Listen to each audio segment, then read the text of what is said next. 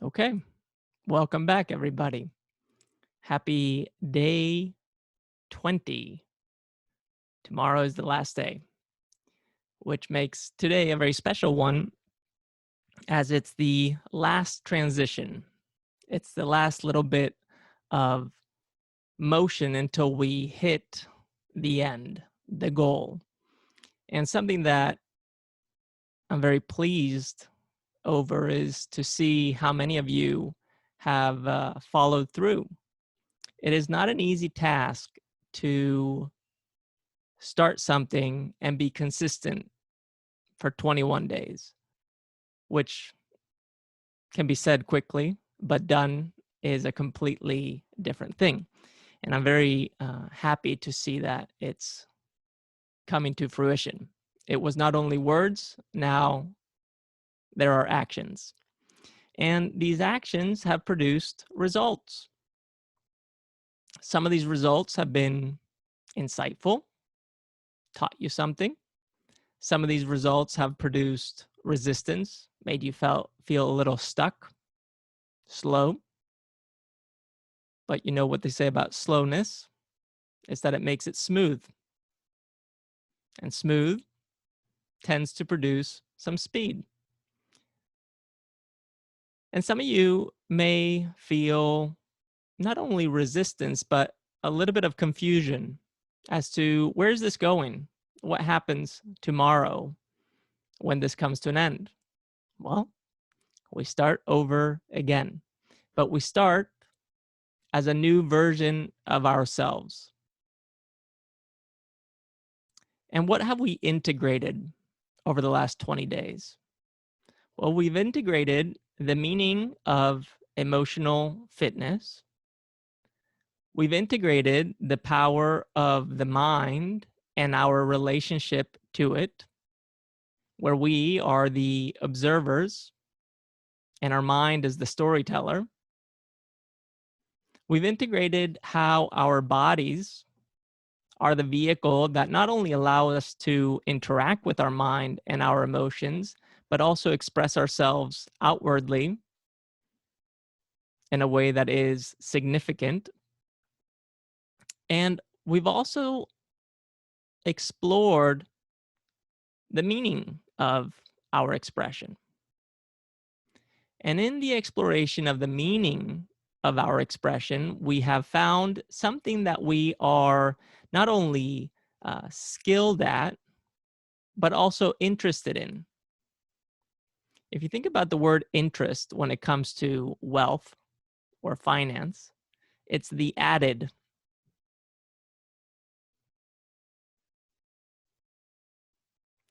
Yesterday, when we were talking about wealth,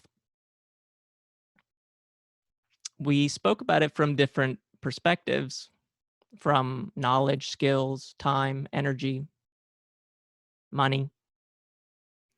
And I'm quite certain, especially because I've read a few comments and I received a few messages, that you found resistance to work with some of those assets that you have. One that tends to bring confusion to a lot of us is the one of money. This story that we have all agreed on that is to represent an exchange of value and is measured in a number.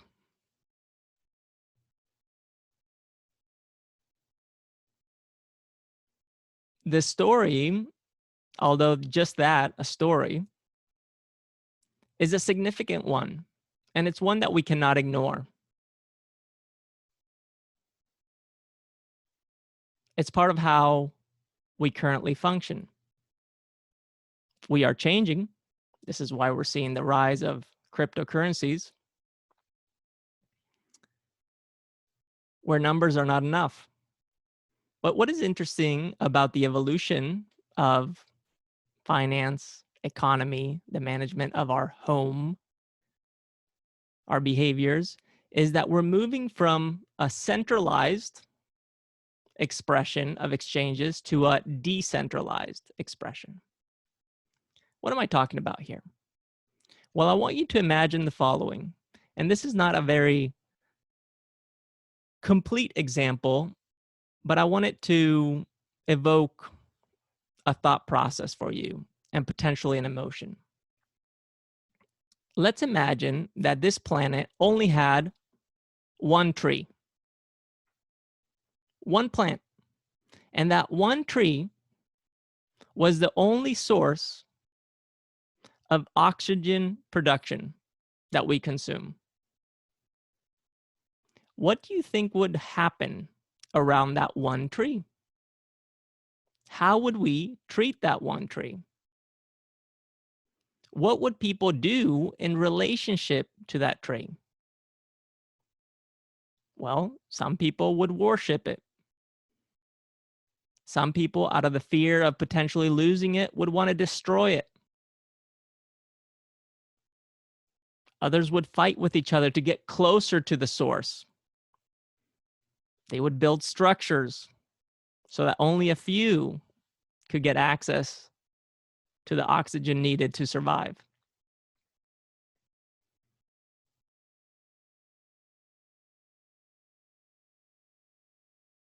But that's not how nature, especially on this planet, works. We have many trees. It's a combination of many different sources of value. Every single one of you is a source of value, plus it's a diverse source. Nature is decentralized. Thus, our thinking, our feeling, our behavior has to be decentralized. Why do I bring this up? Well, I bring this up because another side effect of something that is centralized is that it produces hoarding. You start to accumulate for the sake of accumulation. But nature does not hoard. It takes what it needs and then it moves it forward. It has the value, it utilizes it, and then it moves the remainder to the next organism, the next environment. So what are we going to talk about today? Well, today we're going to talk about how we distribute our wealth. And when we look at ourselves, that we don't look at ourselves as a centralized version of that distribution, but rather as a collective, a connection, a full ecosystem where we are one part of it all. And this is something to keep in mind. If you think about you as one organism, one individual, let's say we breathe in oxygen, we take in nutrients, and then internally there's a chemical reaction that occurs. We call this metabolism. And metabolism is the combination of oxygen and nutrients to form three things. One, energy, that which moves us. Two, building blocks to be able to have the structure that we have, maintain it or grow it. And then finally, the third product of metabolism is the one that somehow we tend to neglect, is waste. Waste is that which we eliminate. Every time you go to the bathroom, you're eliminating waste. Every time you exhale, you're eliminating what you could call waste. Every time you blow your nose, you are eliminating waste. And you know what they say? One person's waste or trash is another person's treasure. In nature, what happens to our waste? Well, it becomes the substrate for something else to grow. So right now, when you're thinking about your wealth, not only from your financial perspective, but also from that which are your personal traits, your characteristics, that which makes you who you are, your possessions, your achievements, your behaviors, and your relationships, I also want you to start thinking about what is the byproduct of that once you have utilized the value that exists in those assets. And when you have utilized that, where is that going?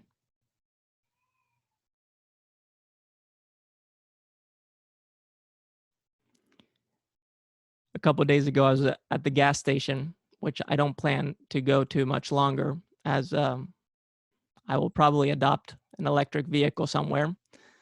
But I was at the gas station, and there was a gentleman who was rifling through the trash. He was looking for plastic bottles, somebody's waste. And he dropped one of these bottles on the floor, and I picked it up and I said, "Hey, your bottle." And he's like, "Oh, thank you. It's beer money." And he went, I was like, "Okay, cool." And for one, the waste of others for him was value.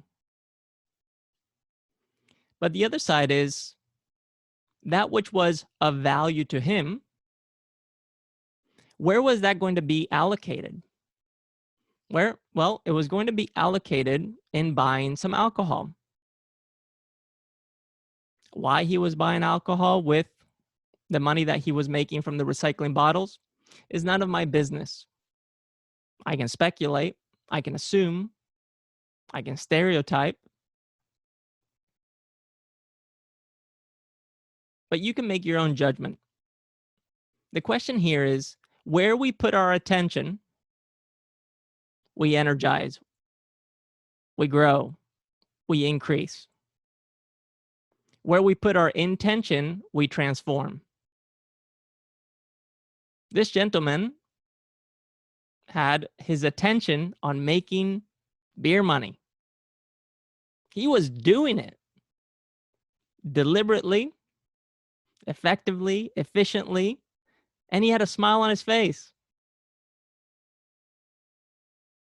The intention behind it, though, could come from a place of hurt, deep hurt.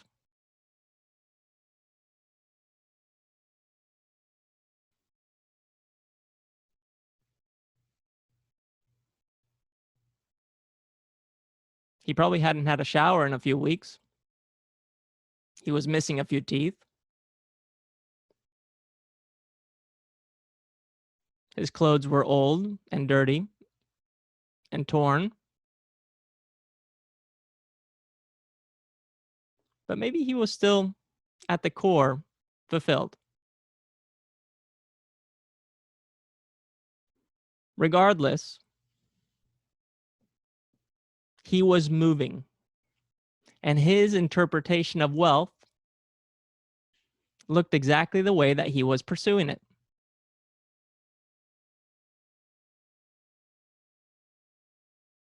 I bring this up because every single one of us has a different way of pursuing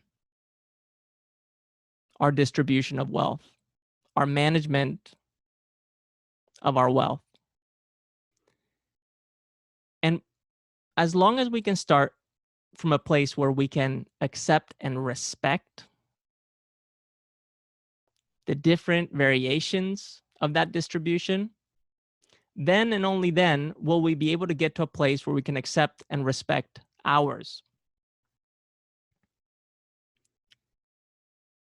And I share this because the distribution of our wealth is the movement that we bring to the world. It's how we become not only a resource, but the source.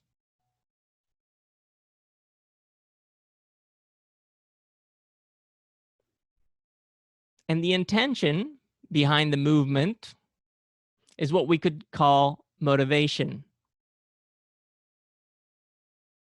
And for those of you who have been with me for a little bit, you know that motivation comes from 3 places. Number 1, autonomy, self-governance. This gentleman was clearly self-governing. The second place it comes from is a place of mastery. Mastery is not a goal. Mastery is not a destination. Mastery is the path. And it's a never-ending path that you walk. This gentleman who was collecting bottles was a master at collecting bottles. He had hundreds, thousands probably. He had several bags. He knew exactly where to get those. He knew exactly what path to walk, where to go, at what time.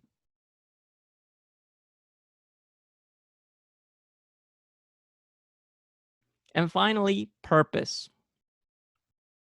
Purpose being the intention. The question today is our intention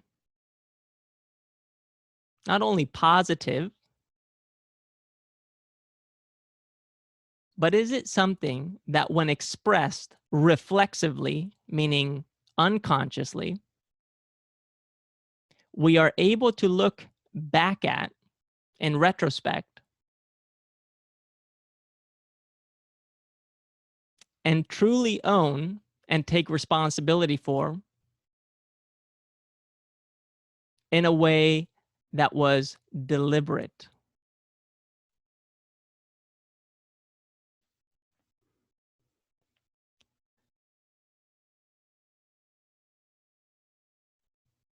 So today, when talking about wealth in our journaling, it's all about distribution and noticing how our distribution is that which produces wealth that is meaningful.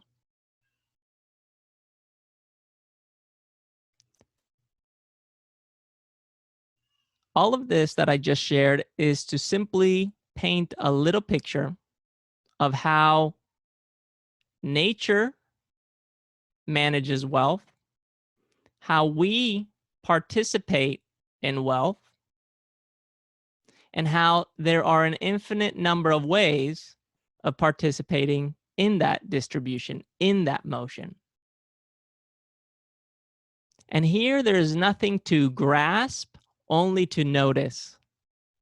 We are making a gentle return to the point of view of the observer, the witness of who we are. And this is what we're going to do for our journaling today. We are going to do what we've done the whole week, which is to start with closing our mental tabs, processing anything that's coming up for us, and doing a brief check-in. And then we're going to go into the exercises. These prompts may be challenging, so be very patient with these.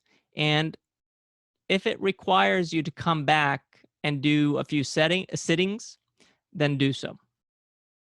And this is what we're going to start with. Number 1, name and describe your personal assets.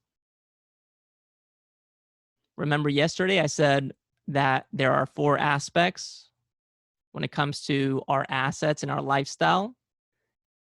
There are our personal traits, our achievements, our behaviors, our possessions, and our relationships. You can use that as a framework for naming and describing your personal assets. Number 2, where do you allocate your personal assets? Where do you put them? Where do they go? Number 3, I want you to describe the return of investment that you get from your asset allocation. And when I say describe here is, how are you measuring the return of investment? This is not only money. This is also your effort in service, time, skills, knowledge. Number 4, how does your return of investment make you feel?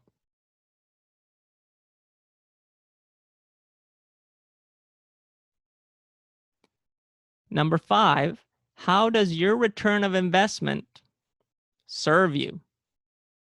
We've talked about resources. Now I want us to get specific. How are we being served by that which we are investing in? Number 6, how does your return of investment serve others?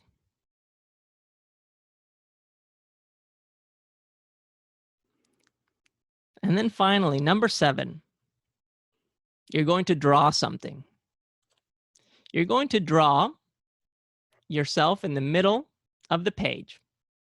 And around you, I want you to draw all the resources and sources that you are creating.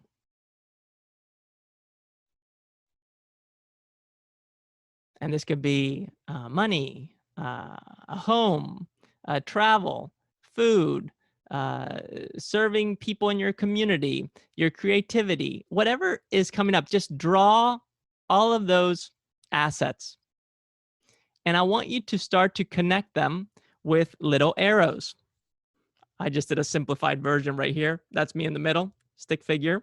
And here are a few things: money, people, nature, food, water, oxygen, a home, some kind of plane, the planet. Draw everything that comes up for you and start to connect it with arrows in a way that shows where you are contributing and how that is contributing to you. Play with it. Get messy with it. And when you have that drawing, which is just a doodle, then I want you to notice the magnitude of the influx and outflux that exists in you. And to realize that you are a transformation machine.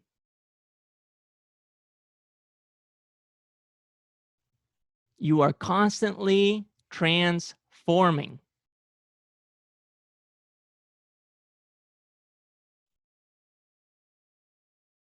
And then I want you to sit for 5 minutes in reflection with the image of that which you drew.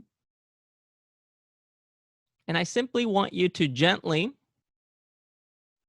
in your head, say, I am transformation. I am transformation. That's it.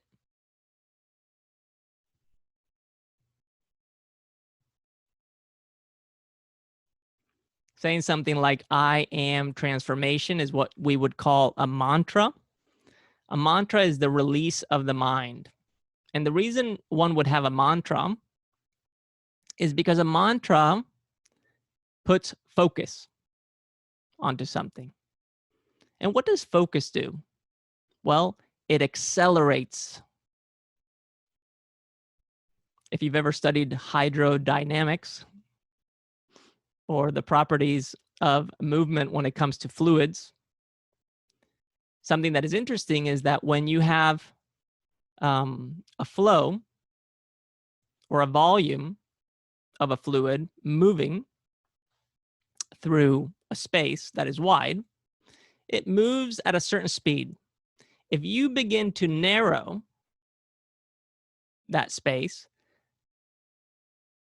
the fluid has to accelerate in order for the volume to remain constant. What we're doing with the mantra is we are focusing, we are accelerating. And the beauty of doing it this way is that it allows you to move through chaos in a seamless way. Remember the progression that I shared a few days ago, which was simple, complex, simple. In our mind, it's experienced as peace, chaos, peace. The chaos of the doodle through the mantra focus of I am transformation allows you to move through that chaos into a sense of simplicity, and that simplicity giving you a sense of peace.